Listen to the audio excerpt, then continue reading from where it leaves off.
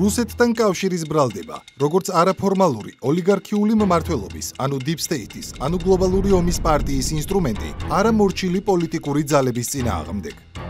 საფრანგეთი ყველაზე დიდი ოპოზიციური პარტიის ლიდერს და მთავარ საპრეზიდენტო კანდიდატს მარინ ლე პენს წლებია რუსეთთან კავშირს აბრალებენ. Რაკავშირები აქვს მარინ ლე პენს ვლადიმერ პუტინის რუსეთთან.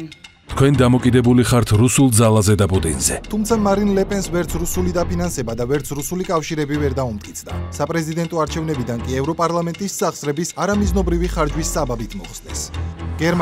გერმანიის რეიტინგით ყველაზე პოპულარული და მემარჯვენე ოპოზიციური პარტიის წინააღმდეგაც მთავარი ბრალდება რუსეთთან კავშირებია, თუმცა ფაქტები არ არსებობს.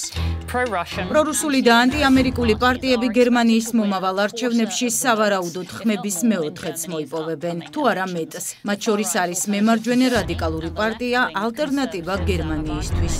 მოლდოვა პრორუსად რაცხავენ ოპოზიციას და იცავენ საკუთარ პროტეჟეს, პრეზიდენტ მაია სანდუს. საპრეზიდენტო არჩევნებში რუსეთი სანდუს კონკურენტისთვის 300,000 ხმის ყიდვაში დაადანაშაულეს, თუმცა გამოძიებამ ვერაფერი დაადგინა. ჩვენ აღვნიშნეთ, რომ ხმის მიცემა უპრეცედენტო ჩარევისა და დაშინების ფონზე გაიმართა რუსეთისა და მისი წარმომადგენლების მხრიდან. რუმინეთი საპარლამენტო არჩევნების შედეგები გააუქმეს. ბრალდება გამოგონილი რუსული ჩარევა არჩევნებში. რუსული მხარის მიერ საპრეზიდენტო კანდიდატისთვის TikTok რეკლამის ყიდვა, რაც ოფიციალურად არავის დაუდასტურებია. პირველ ტურში გამარჯვებულ ჯორჯესკუს პრორუსის იარლიყი მიაკრეს და არჩევნებში მონაწილეობა აუკრძალეს. მე ვხედავ მაგალითებს რუმინეთიდან, მაგრამ სხვა ადგილებიდანაც, რომ რუსებმა ნამდვილად გაშიფრეს კოდი იმისა, როგორ მოახდინონ არჩევნებზე გავლენა. უნგრეთი ვიქტორ ორბანი მშვიდობისა და ეროვნული პოლიტიკის გამო პრორუსად ცხადდება. მიზეზი ბრიუსელის მმართველი გლობალური ომის პარტიის რიტორიკასთან მისი შეუსაბამობა. ჩვენ გვყავს რუსული პარტია, რომელიც იღებს მკაფიო პოზიციებს პუტინის დასაცავად. შემაშფოთებელია იმის ნახვა, როგორ იწყებენ ფლირტს რუსულ რეჟიმთან.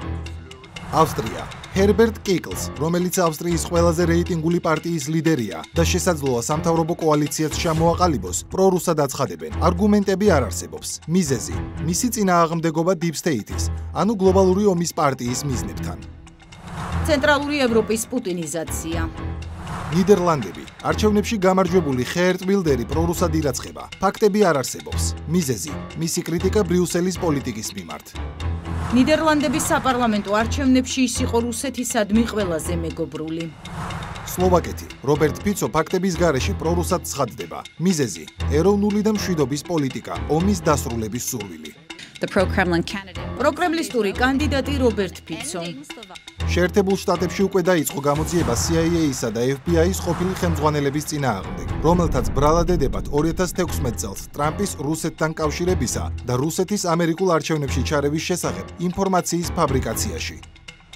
საქართველო იგივე ხელწერით ეროვნულ ხელისუფლებას უსაფუძვლოდ, უარგუმენტოდ აბრალებენ პრორუსულობას, ხელისუფლებას, რომელმაც საქართველო ისტორიაში ყველაზე მეტად დააახლოვა დასავლეთს. ევროკავშირის წევრობა შეუთავსებელია მათ პოლიტიკასთან. შეუძლებელია იყო პროევროპელი და ამავდროულად პროკრემლისტური.